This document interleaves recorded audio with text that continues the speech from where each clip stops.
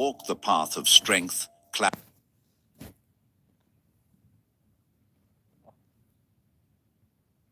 clarity, and self-mastery. There is a kind of silence that doesn't scream for attention, yet somehow it becomes the loudest thing in the room. It doesn't demand, it doesn't beg, it doesn't try to convince anyone of its importance. It simply exists. Used to mask their own emptiness. This is the power of stillness. Not passive, not bitter, just intentional. There's no rage in it, no performance, only withdrawal, quiet, calm, final. And when that happens, the dynamic shifts. The one who once ignored your words is now haunted by your silence. Think about the last time someone disappeared from your life without drama. No final speech, no closure, just a gradual fading. You didn't realize the space they occupied until they were gone. And suddenly, your mind went longer emotional noise, relational noise. But noise is not connection, it's clutter. When you go still, you expose that contrast. Your absence doesn't just remove you, it highlights the imbalance, and those who benefited from your overgiving are now left in the silence they never thought they'd have to sit with. Epictetus said, "If someone does not want to be with me, I want to be with them even less." That's not cruelty, that's self-respect. That's the quiet decision to stop chasing people who only respond when they fear losing you. There's a strange discomfort people feel when they no longer have access to you. They try to poke at your silence, test it, disrupt it. Not because they miss you, but because they miss the power they had when you were still moving toward them. But when you stop, truly stop, not coldly but consciously, everything changes. You no longer speak from a place of need, you speak from a place of presence, or you don't speak at all, and your silence becomes the first real conversation they've ever had with themselves. Carl Jung once said, "Solitude is for me a fount of healing, which makes my life worth living." Stillness is not isolation, it is healing. It is where the emotional energy you once spent trying to be seen now begins to return home. You're no longer out there chasing understanding. You're here, inside, gathering your power. And power doesn't announce itself. It just sits, waits, observes. Stillness is how you reclaim control, not over them, but over you. This isn't about being mysterious. It's about being grounded. You are no longer available for performances. You are no longer reacting to every impulse, every delay, every silence on their end. You've learned that not every question deserves an answer. Not every message needs a reply. And not every absence requires you to fill the gap. That is maturity. That is self-possession. And the ones who once counted on your emotional availability now face the space they helped create. It's here, in this stillness, that your value begins to rise, not because you became more, but because you stopped giving so freely. You allowed the other person to sit in their own energy without your emotional labor to sustain them, and they start to realize the connection wasn't as one-sided as they thought. You weren't the one chasing, you were the one showing up. The weight they feel now is the weight you carried silently. And that silence, it speaks volumes. Seneca reminds us, the greatest remedy for anger is delay. Stillness is not just about removing yourself, it's about refusing to react. You begin to understand that your greatest influence comes not from assertion, but from restraint. You are not easily provoked. You are not rushing to clarify. You are not fighting to be chosen. You are choosing yourself. And in a world that thrives on instant reactions and emotional overexposure, your composure becomes magnetic. Let others wonder. Let them play the moments. Let them feel the absence of what they took for granted. because true stillness doesn't just pull you back, it pulls them in, not through manipulation, but through contrast. You show them, without saying a word, what life feels like without you. And for the first time, they have to confront what they were never willing to see before. Stillness is not the end of connection. It's the beginning of discernment. It's where you stop trying to be heard and start listening to yourself. You are not punishing them with silence. You are protecting your peace. And anyone who mistakes that for distance never truly valued your nearness. Now you stand still, not cold, but clear, not angry, but aware, and that awareness becomes your edge. Because nothing shakes a person more than the realization that they lost access to you.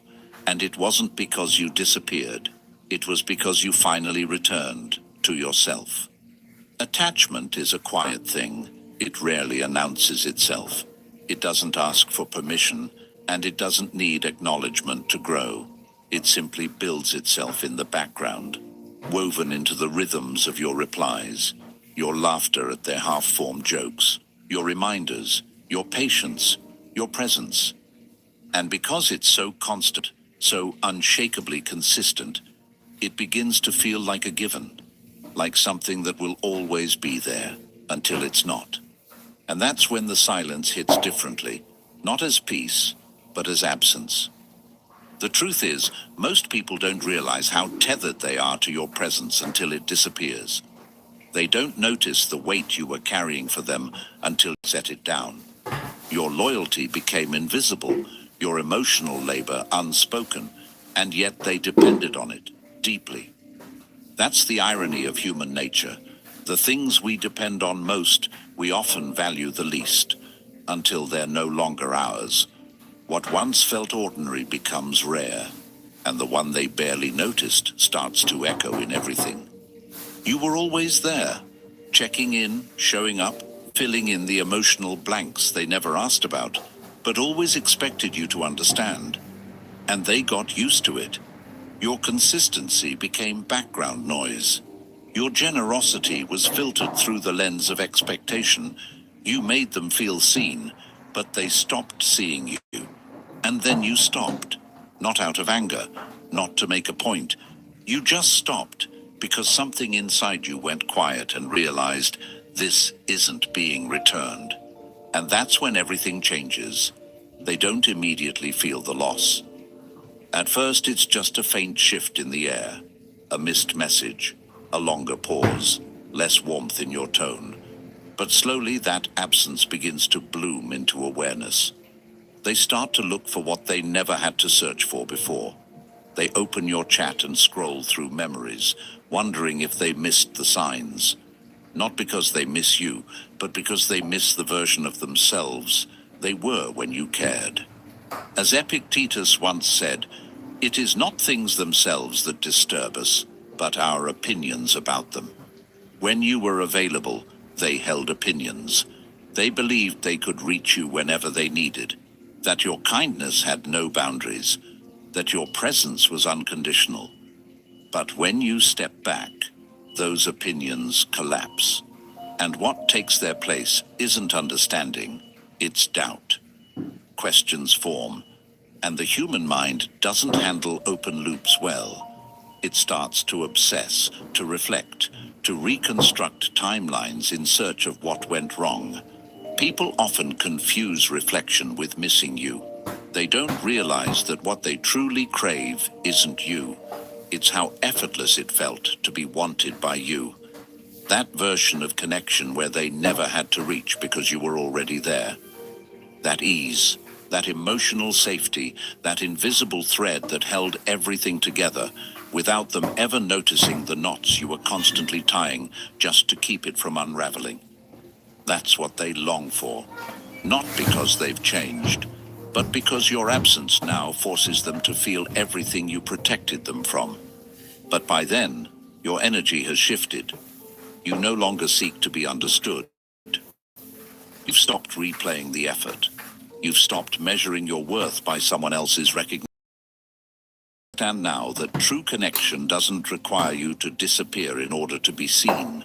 And as you detach, something powerful begins to happen, not to them, but to you.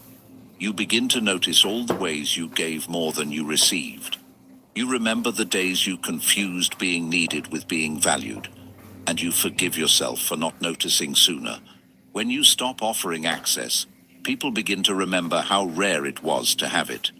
They remember how your presence made them feel secure, how your voice calmed their chaos, how your belief in them made them believe in themselves. And now that it's gone, they start searching, not just for you, but for that feeling. But here's the truth. They won't find it in someone else, because it wasn't about the attention. It was about the intention. And your intention was never casual. They may come back, yes, they often do, not because they suddenly see your worth, but because they now feel the emptiness you once filled. But what they'll find is a version of you that no longer fits the role they remember, not colder, just clearer, not angry, just unavailable. And that clarity will feel like distance, but it's not distance, it's healing. It's you no longer shrinking to be digestible. Attachment, once broken, doesn't return the same. It either deepens through mutual growth or dissolves into a memory. And the ones who come back hoping for the past are often met with a silence that says, "That version of me no longer lives here." Because once you've detached self, it's about care, about effort, about showing that you're willing to fight for what matters. But quietly, underneath the surface, something else is happening. Every time you overextend, you're whispering a message you may not even realize you're sending. I need something from you that I can't seem to find in myself. It's subtle, it's unspoken, but it reshapes the entire dynamic. And in that case, the one you're chasing doesn't see devotion, they see leverage. What should have been mutual becomes unequal, not because they're better, but because you lowered yourself in the process of proving your worth. That's the sting. Not that they didn't see you, but that you had to try so hard to be seen, that you watered down your self-respect just to keep their interest. And the deeper you go into that pattern, the more you start erasing the very value you were trying to showcase. You respond quickly to things that barely deserve your time. You justify behaviors that disrespect your presence.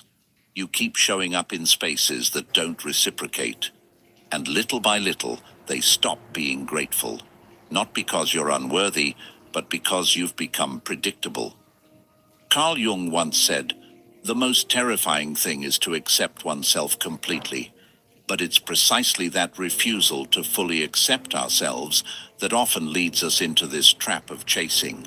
We hope someone else's attention will confirm our value. We hope that by doing more, we'll finally be chosen in a way that validates the parts of us we secretly doubt. But the more you try to earn what should be freely given, the more invisible you become, not because you don't matter, but because they learn to expect everything and give nothing in return. And the paradox is cruel. The more effort you put in, the more the frame shifts against you. You teach them, without meaning to, that your time is always available, that your boundaries are soft, that your energy has no cost. And in doing so, you unintentionally devalue yourself, not in their eyes, but in your own. The imbalance becomes internal before it becomes relational. You feel the drain. You sense the resentment building. You keep hoping it'll get better if you just give a little more. But it doesn't, because what you chase, you place above you. And what you place above you has the power to crush you. The Stoics understood this dynamic deeply. Marcus Aurelius wrote, "If you are distressed by anything external, the pain is not due to the thing itself, but to your estimate of it. Your suffering doesn't come from their lack of effort. It comes from your decision to keep chasing in spite of it, to keep hoping where hope has become self-abandonment, to keep proving yourself to someone who's already made their comfort more important than your clarity. And the moment you stop, something miraculous happens. the imbalance collapses. Because it was never about them being above you. It was about you placing yourself below. The second you stop overreaching, the illusion shatters. They're not elevated anymore. They're just exposed. Exposed for how little they were giving, for how much they were receiving, for how long they coasted on your consistency while offering you the bare minimum. And now, without your effort to prop them up, they're left standing on their own.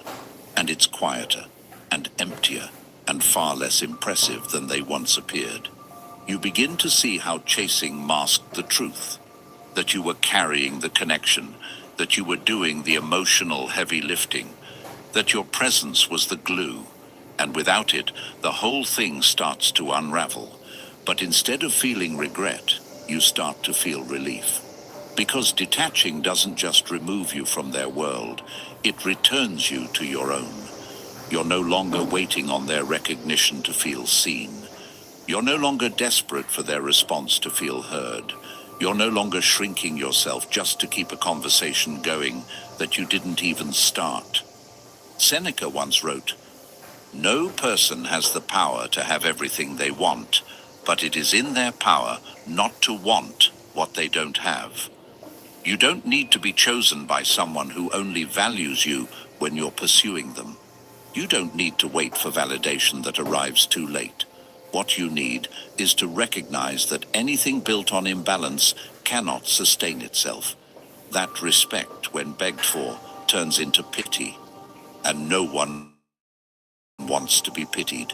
When you finally stop chasing, you begin to see what was never real. The conversations that only happened when you initiated. The connection that only existed when you held it together. The relationship that was only alive because you kept breathing life into it. And with each step back, clarity returns. You realize that your worth was never missing. It was just hidden beneath the weight of your own overgiving. You thought you were being strong, loyal, committed, but what you were being was drained. And now you're done.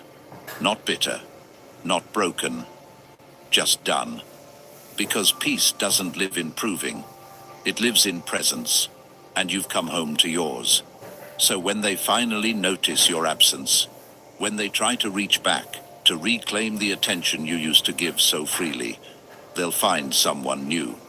Not because you became someone else, but because you finally stopped being less of yourself for the sake of being more to them. And that quiet shift, that's the real power. Silence isn't weakness, it's not avoidance, it's not the lack of something, it's the presence of something deeper, something stronger, something most people are too noisy to recognize. It isn't about turning your back on someone to prove a point. It's about turning inward to remember your own. Silence is not what happens when you run out of words. It's what happens when you no longer feel the need to explain yourself to people who were only listening to respond, not to understand. In a world that celebrates constant engagement, silence becomes radical. It's not passive, it's precise. It's not a retreat, it's a redefinition of space. When you stop speaking, stop justifying, stop over-explaining your soul to someone who's not even paying attention, that silence becomes louder than anything you ever said. It doesn't need punctuation, it doesn't need a caption, it just sits there, calmly, exposing every crack in the connection that... And here's the thing, that can't leave people with absence, it leaves them with themselves. That's the part they're not ready for. Your silence becomes a mirror, and when there's no more noise to distract them, they start to hear things they've been avoiding. They replay your last message. They dissect your tone. They read into pauses that were never there before. They fill in the blanks with their own guilt, their own fear, their own regret. And they become haunted, not by what you said, but by what you didn't. This is where the obsession starts. Not when you spoke up, but when you stopped. Because as long as you were explaining, they could stay comfortable. But now that you're silent, they have to ask the questions you used to answer for them. And that's what most people are really afraid of. being left alone with the truth. Carl Jung once said, "People will do anything, no matter how absurd, to avoid facing their own soul. And your silence removes all their distractions. It forces them to hear what was always there, but buried under the sound of your constant effort. Your effort to fix, to clarify, to soften, being silent to punish. That's not strength, that's pride. This isn't about revenge, it's about restoration. You're not retreating because you're angry. You're pausing because you finally realized that not everything deserves your energy. Not every conversation is sacred. Not every connection is worthy of being salvaged. And the most powerful boundaries are often the quietest ones. Seneca wrote, "It is not that we have a short time to live, but that we waste a lot of it." And isn't that the most painful part? Looking back and realizing how much of your life was spent trying to be heard by someone who had no intention of listening. You explained yourself over and over, hoping that maybe this time they'd finally get it. But they didn't, not because you weren't clear, but because they weren't capable. And now your silence becomes the first thing they ever truly hear from you. It's strange how something so quiet can make such noise in someone else's mind, but that's the nature of silence. It amplifies everything that was hidden, and once it starts echoing, it becomes hard to ignore. The silence you leave behind is not empty, it's charged. It holds every time you were dismissed, every time you were overlooked, every time your kindness was mistaken for weakness. It holds the unspoken truth. You had access. You misused it. Now it's gone. You don't have to make a grand exit. You don't have to announce your withdrawal. There's nothing left to push against, nothing left to blame. Just the undeniable weight of their own behavior reflected back at them through the stillness you left in your wake. And slowly, they begin to feel it. Not all at once, but in waves. In moments where they reach for you and realize you're no longer reaching back. In memories that once brought them comfort and now sting with loss. In the realization that your absence feels heavier than your presence ever did. That's the paradox of silence. It's not lighter, it's louder. Not softer, but sharper. Not distant, but intimate in the way only reflection can be. Epictetus said, "We have 2 ears and 1 mouth so that we can listen twice as much as we speak." But most people speak endlessly just to avoid hearing anything at all. Your silence is an invitation, not to return, not to reconcile, but to reflect.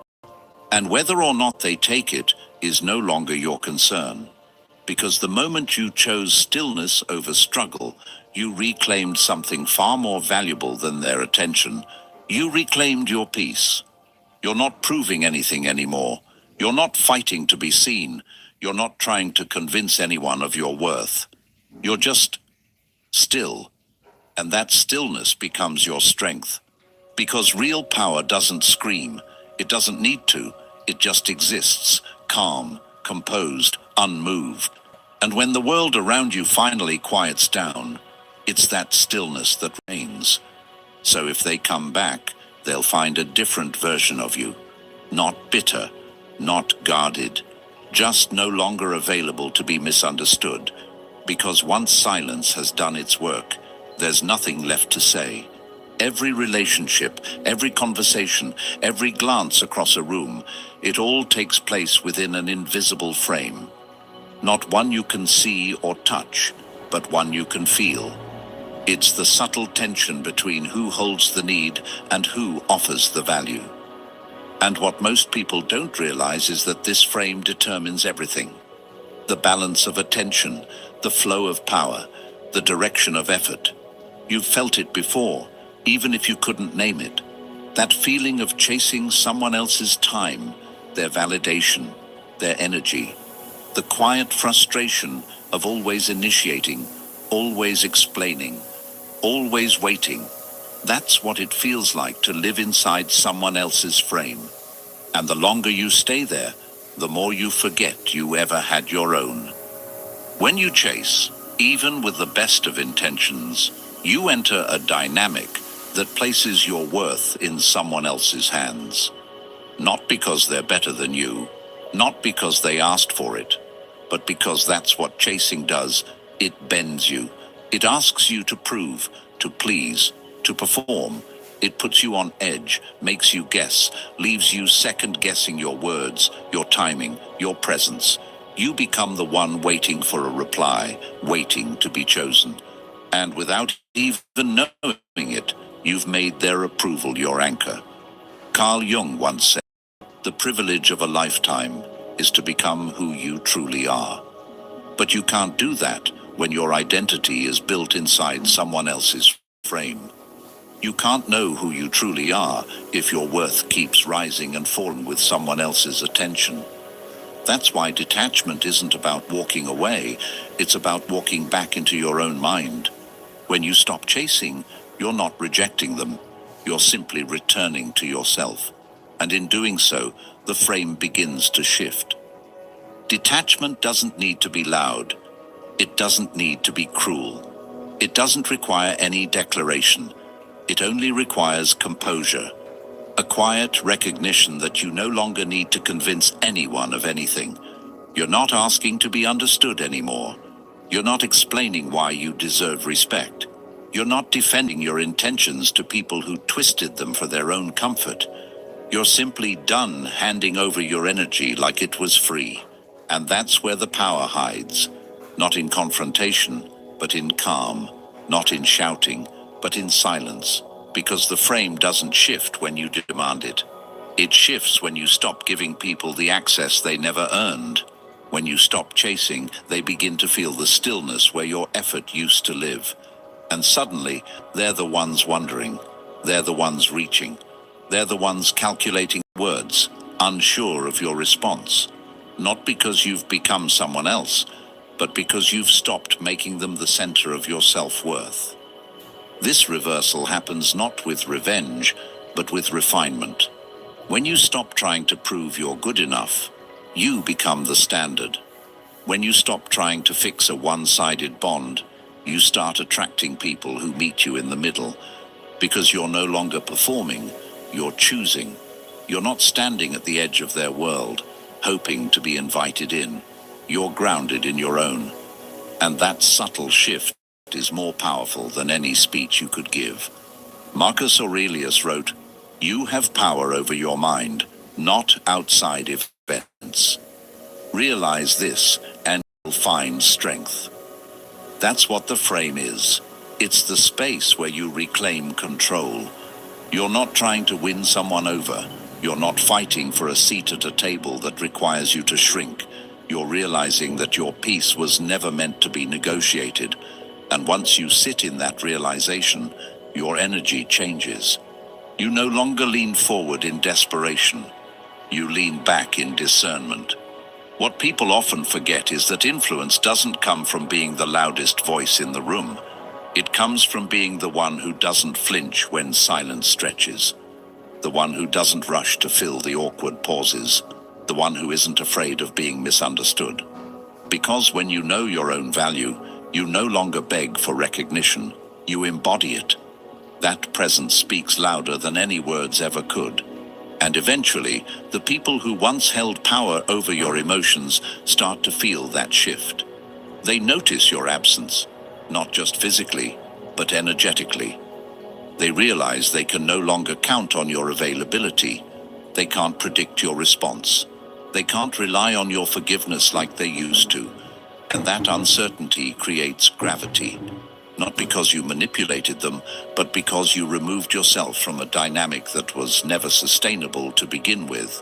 This is why the frame is so important. Because every time you enter someone else's frame, you risk losing yourself. You risk becoming the version of you that bends instead of stands, that over-explains instead of observes, that pleads instead of chooses. But when you create your own frame, built on clarity, calm, and boundaries, you no longer need anyone to validate it. They either step in with respect, or they stay outside. Seneca once said, He who is brave is free. And there is a kind of bravery in refusing to chase, in sitting still while others expect you to move. It's not about being indifferent. It's about being selective.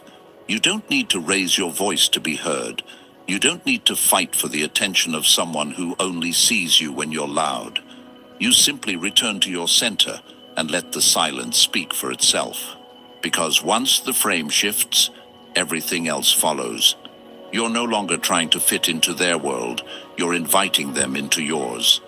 And that invitation is no longer free.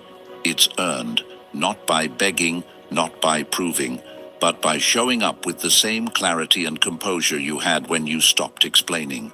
And from that place, you don't chase, you attract. Detachment is often misunderstood. People assume it's cold, like shutting a door and locking it behind you.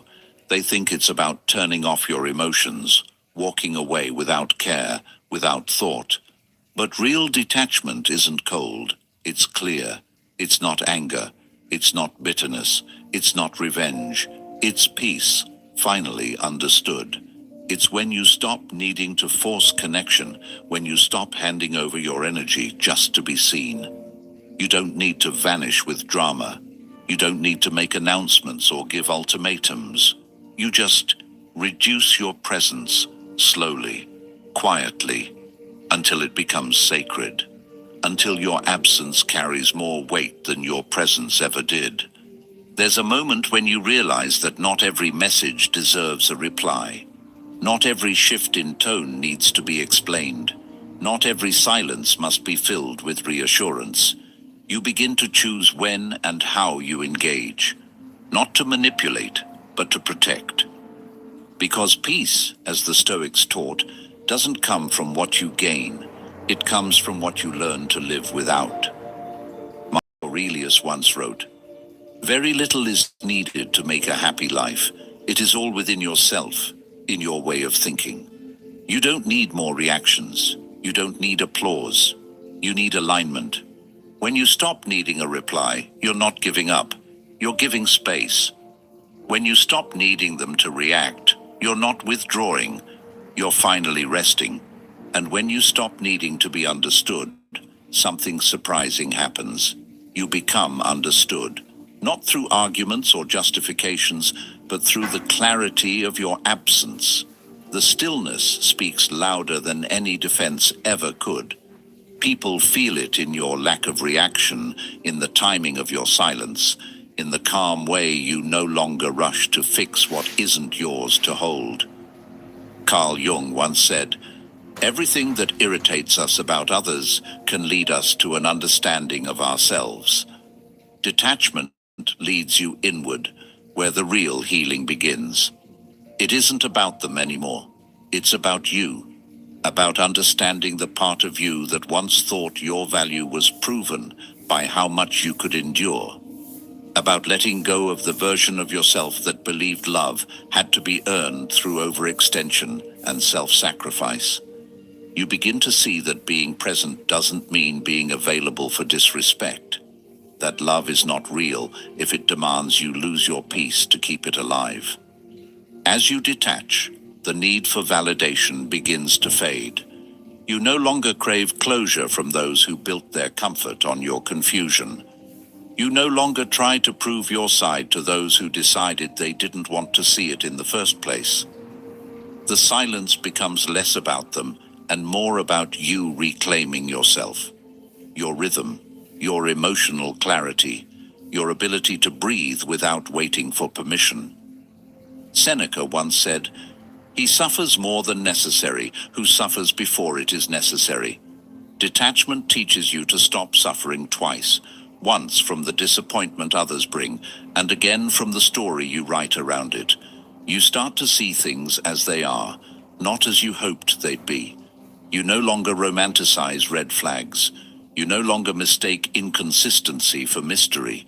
And you no longer stay in situations that rob you of clarity. You see reality, not in anger, but in acceptance. And that kind of clarity is rare. You become unbothered, not because you don't feel, but because you've stopped handing out access to every feeling you have. You know when to speak and when to stay quiet. You know when to lean in and when to step back. You no longer reach to be chosen. You choose. And the peace that comes with that, it's undeniable. You carry yourself differently. You walk into rooms without explaining your presence. You engage without trying to be liked. You listen more and speak less, be accessible to people who never earned your closeness. You've stopped oversharing in hopes of connection. You've stopped betraying your boundaries to keep the peace. That version of you that needed constant reassurance gone quiet, and in its place stands something far stronger. Much they relied on your openness without ever offering their own. Aristotle once said, "Knowing yourself is the beginning of all wisdom." Detach of getting to know yourself again, without the noise of everyone else's expectations, without bending to their mood swings, without confusing their inconsistency with your inadequacy. You come back to your center, and from there, life becomes simpler, clearer, quieter. You stop chasing peace from people who thrive on chaos. You stop asking for love from people who only know how to take. You stop waiting for clarity from those who are addicted to confusion. And in that stillness, in that reduction of noise, you become something that cannot be replaced, an unbothered presence. And that's the kind of presence people remember. Not because it was loud, but because once it was gone, everything felt different.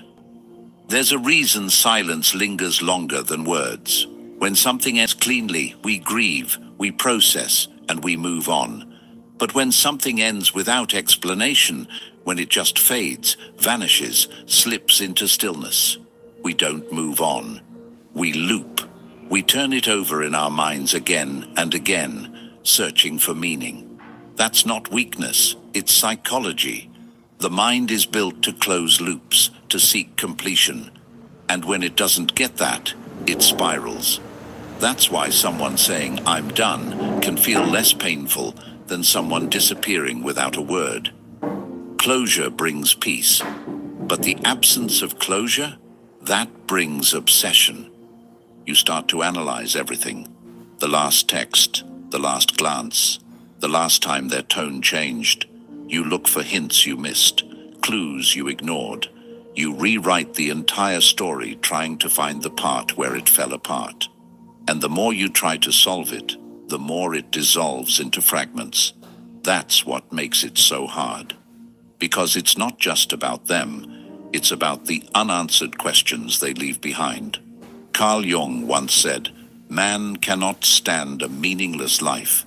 And in the absence of closure, the mind begins crafting meaning, even if it's imagined, even if it's painful. This is what psychologists call the Zeigarnik effect. The brain's tendency to fixate more intensely on incomplete experiences than on completed ones. Your brain doesn't do this on purpose. It's not trying to torture you. It's just trying to understand. And understanding feels impossible when the story has no ending. You're not obsessing because you're broken. You're obsessing because the narrative was. And somewhere in your psyche there's a version of you still waiting for an answer that's never coming. But here's where something powerful happens. The same force that makes the mind loop can also be redirected, because obsession is just energy without direction. And if you can't close the loop with them, you can begin closing it with yourself. That doesn't mean pretending it didn't matter. It means giving yourself the closure they never offered. It means saying, "I didn't walk away because I stopped caring. I walked away because I started caring about myself." That one sentence can be the start of a new chapter, one that doesn't require them to turn the page. Marcus Aurelius wrote, "If someone is able to show me that what I think or do is not right, I will happily change, for I seek the truth." But what do you do when someone leaves without showing you anything at all? When they don't correct, don't confront, don't explain?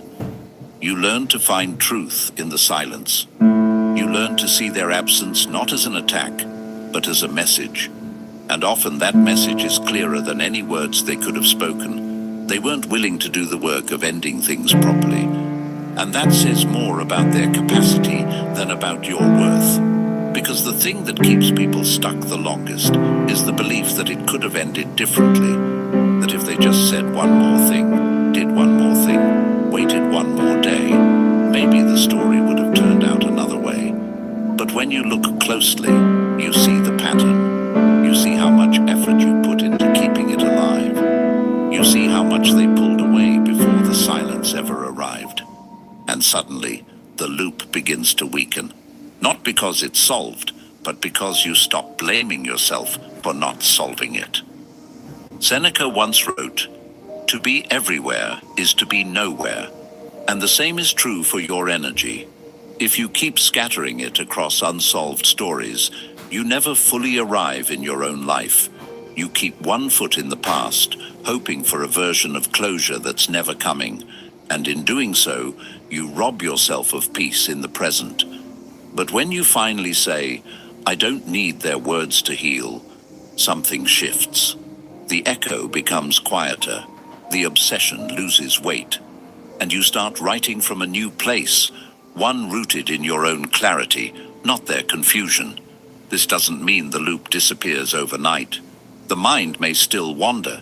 You may still feel it, a pull, a curiosity, a hollow space that once held potential. But now, you recognize it for what it is. Not unfinished love, but unfinished explanation. And you stop waiting for someone else to complete it. You close the loop by realizing you don't need their permission to stop thinking about them. The hardest truth is that some people leave the connection wasn't real, but because the responsibility it required was too much. And so, they vanish. They avoid the conversation. They choose the clean escape over the difficult honesty. And that silence, it echoes, but not forever.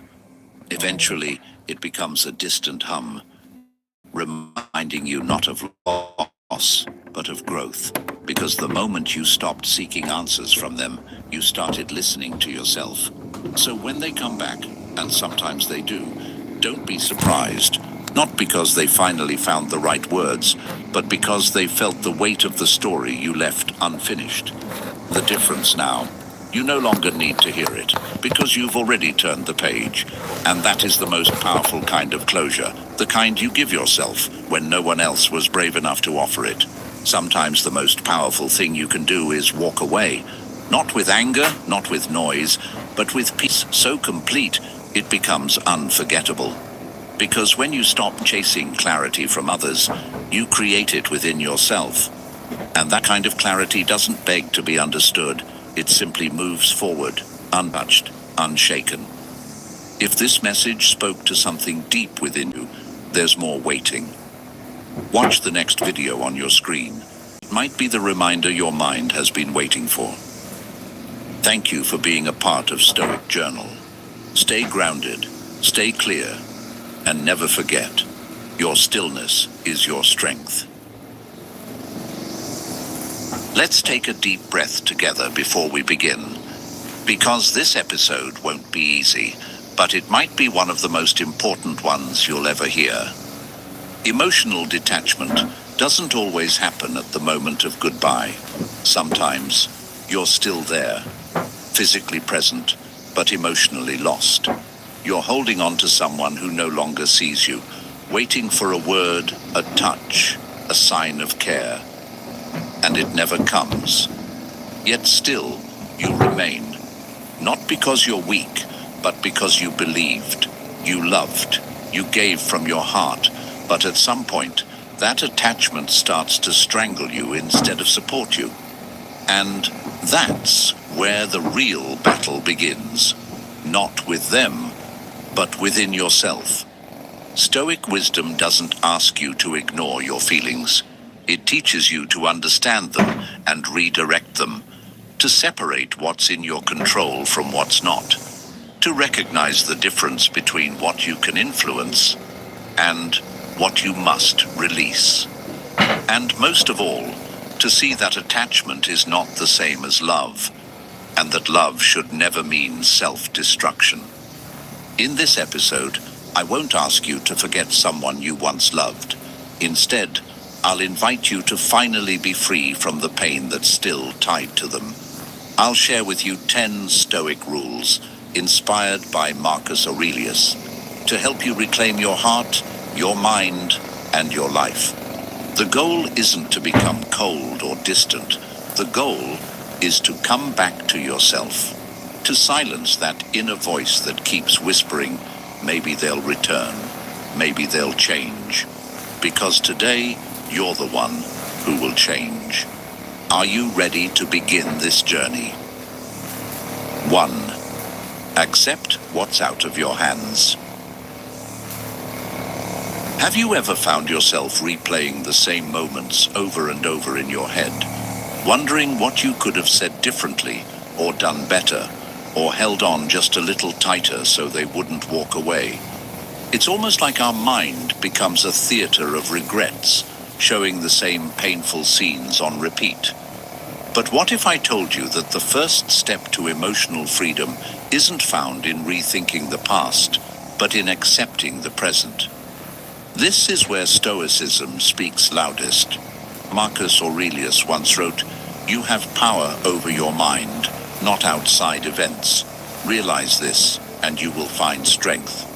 That one idea alone can change the way we relate to heartbreak. Because the truth is, you can't control how someone feels about you. You can't force them to stay. You can't rewrite their choices.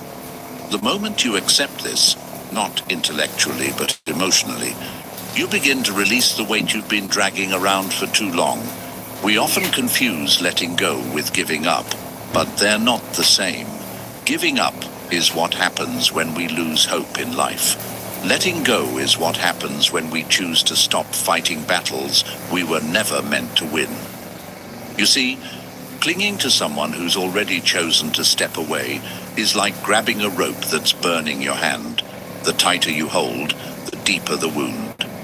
So ask yourself, why am I still trying to control what's not mine to control?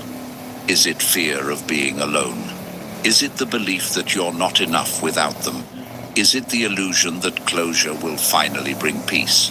Whatever it is, the cost is too high, because the more you try to hold on to them, the more you lose yourself. Detachment starts with a shift in responsibility. It means saying to yourself, I am only responsible for how I love, not how they receive it. I am responsible for how I show up, not whether they recognize my worth. I am responsible for how I heal, not whether they come back. That shift is power. That shift is peace. Think of a tree shedding its leaves in autumn. It doesn't panic. It doesn't cling. It lets go, not because it failed, but because the cycle is part of its nature. The same applies to us. People come and go. Feelings change. What was once certain becomes uncertain. It hurts, yes, but resisting this reality won't bring comfort. It only brings suffering. So instead of asking, why did they stop caring? Ask, what part of me is still trying to change what's already done?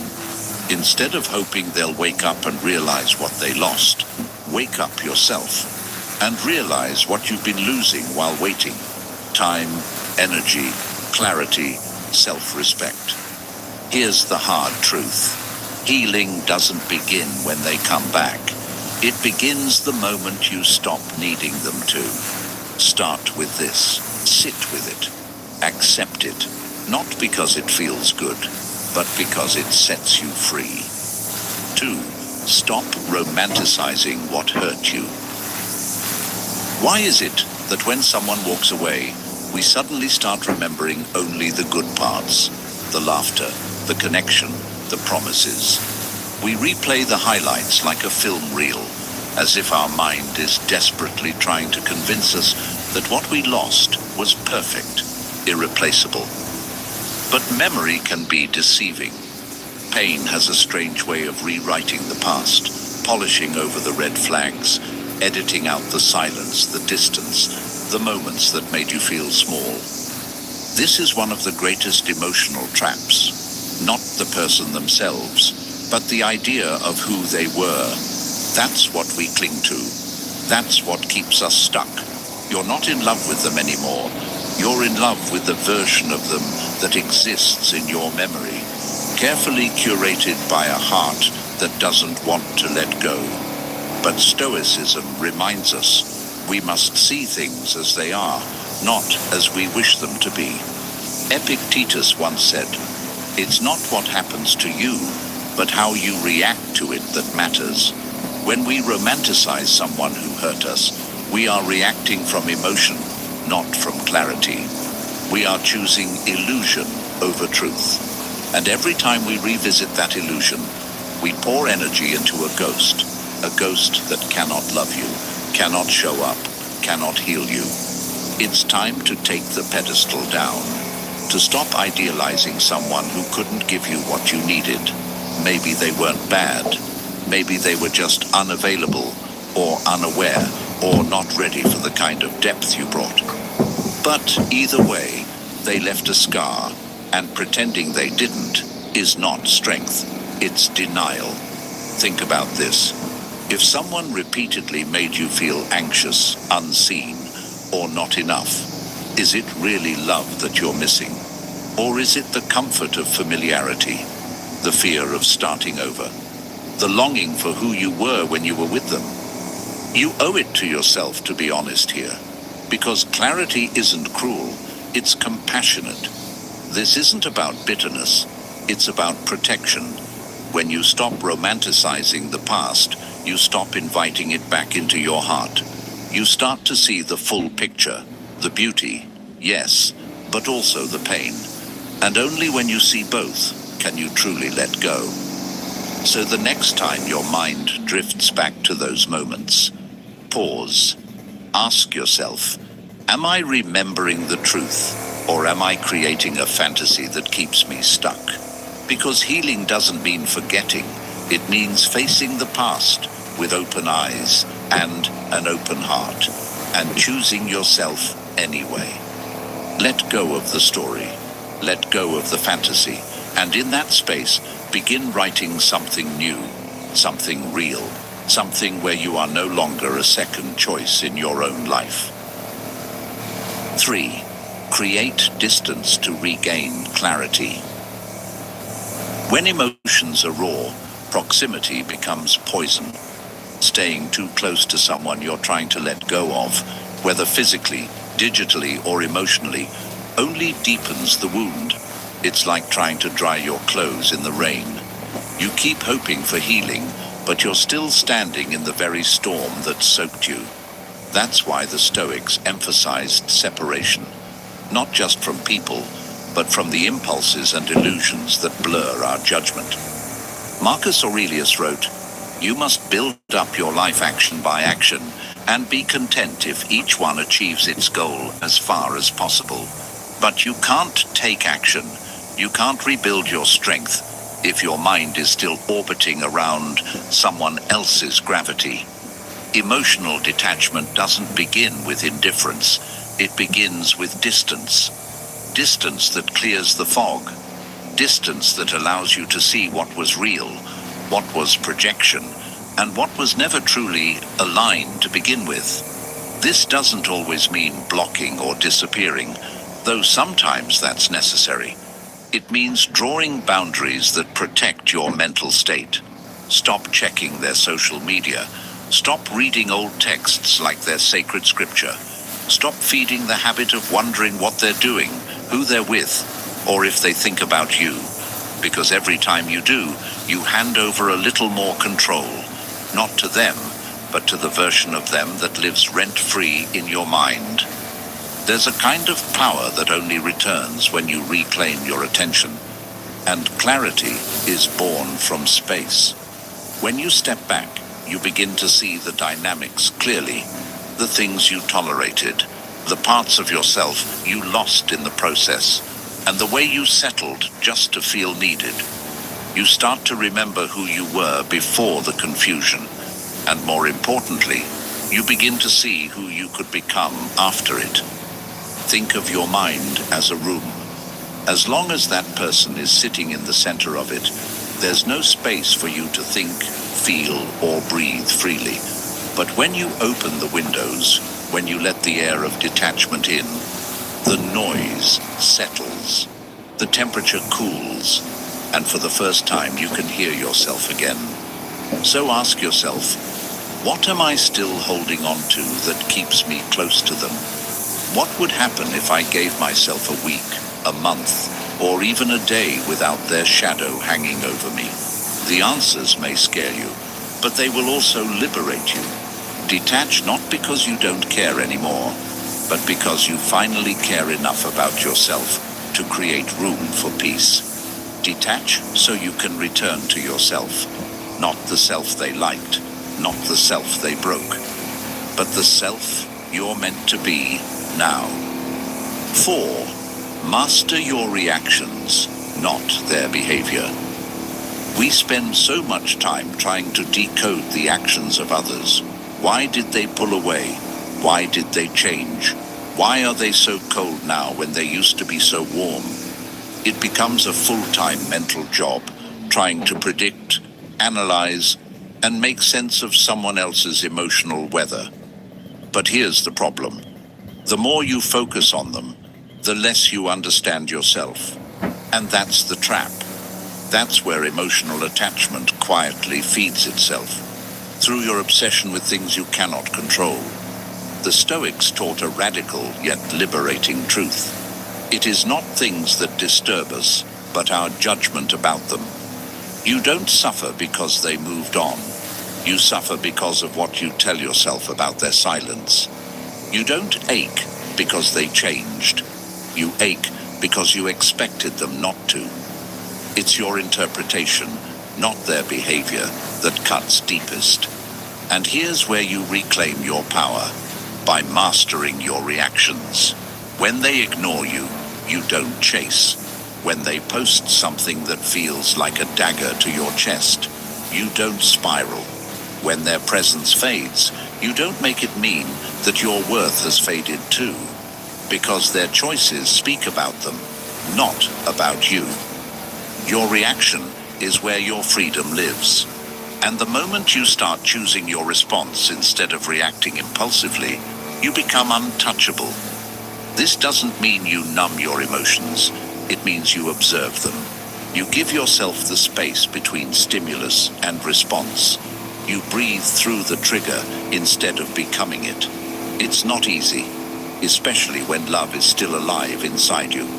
But it's essential, because every emotional outburst, every over-analysis, every desperate message, it only feeds the very fire you're trying to extinguish. You don't need to change how they act. You only need to change how you interpret it. Imagine the strength that comes from someone treating you with indifference, and you still choosing dignity.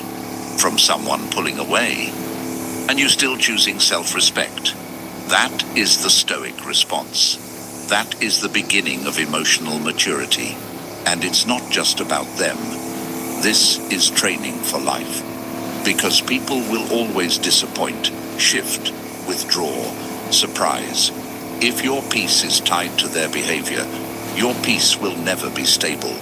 But if your peace is built on your response, on your clarity, on your principles, then nothing and no one can truly take it from you. So next time you feel the pull to react, pause. Ask yourself, does this reaction honor the person I'm becoming? Or is it just trying to win the attention of someone who's already gone? The answer may hurt, but it will also free you. Let the world be what it is. Let people be who they are, but master yourself, and you'll never be a prisoner to their chaos again. 5. Redefine love as something you give, not something you chase.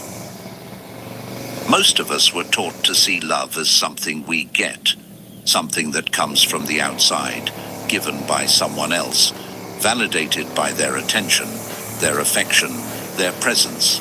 So when that love is withdrawn, it feels like we've been emptied, like something essential to our identity has been taken away.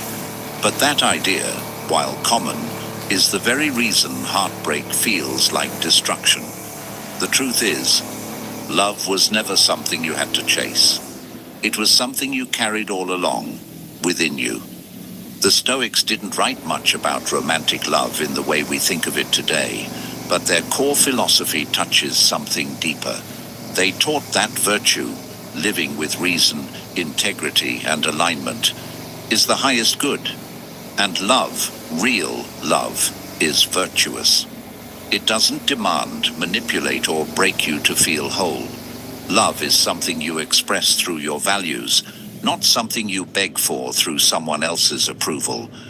So what happens when you love someone who doesn't love you back? That's when your definition of love is tested. If love to you is a transaction, if it only exists when it's returned, then of course their distance will feel like a death sentence. But if love is something you give, not to be repaid, but to remain in integrity with your heart, then even when it's not returned, it doesn't break you, because you didn't lose anything. You simply offered something beautiful, and they weren't able to hold it. Redefining love doesn't mean becoming cold or distant. It means loving without needing to possess. It means you can say, I cared deeply, I showed up fully, I gave what I had to give, and now it's time to walk away with your dignity intact. Think about it this way. If your worth depends on being chosen by someone else, then your worth is always at risk. But if your worth is defined by how you choose to love, with honesty, depth, and courage, then it remains untouchable, even in rejection. So many people stay stuck in emotional limbo, not because they're still in love, but because they never felt seen. They want that person to come back just to validate that their love mattered. But what if it already did? What if the fact that you loved with all your soul is already enough? What if the closure you're waiting for isn't a conversation, but a shift in your own understanding of what love truly is? Ask yourself, am I loving because I want to offer something real, or because I want to fill a space inside me that I believe only they can fill? That question might sting, but it reveals everything. Because the love you gave was not wasted. It was proof that your heart is alive, that you're capable of depth, of devotion, of something rare. That love made you more. And now, it's time to give that love to the one person who actually needs it most. 6. Don't confuse pain with connection. It's one of the most dangerous illusions we fall into after a breakup. The idea that if it still hurts, it must still mean something. That the ache in your chest is a sign that the bond is unbreakable. That the pain is proof of depth, of love, of a story that isn't finished yet. But what if pain isn't a sign of connection, but a sign of resistance? What if it's not about them at all anymore, but about your own unwillingness to release the story you've been telling yourself? You see, the mind craves meaning. When someone we care about leaves, the brain scrambles to fill the gap. And because the silence is unbearable, we start to assign value to the pain. We make it sacred. We say things like, I still feel this way because what we had was real. But real love shouldn't trap you in suffering. Real connection doesn't survive on misery. If the only thing keeping them alive in your heart is your sadness, then that's not love. That's a wound. The Stoics taught us to look past surface emotions and observe the deeper mechanics. As Epictetus said, when something happens, the only thing in your power is your attitude toward it.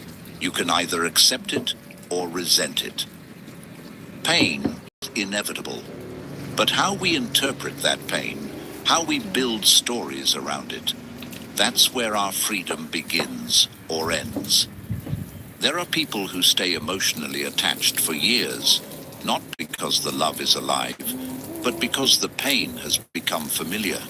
They've wrapped their identity around heartbreak. They start to fear who they'd be without it. That's not connection. That's เอา captivity. นะ It's ผลไม้ emotional inertia.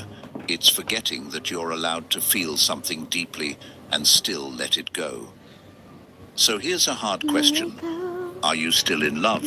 Or are you just addicted to the Let feeling it of go. missing them? Because sometimes longing becomes a habit. And if you're not careful, you begin to equate with I significance. don't care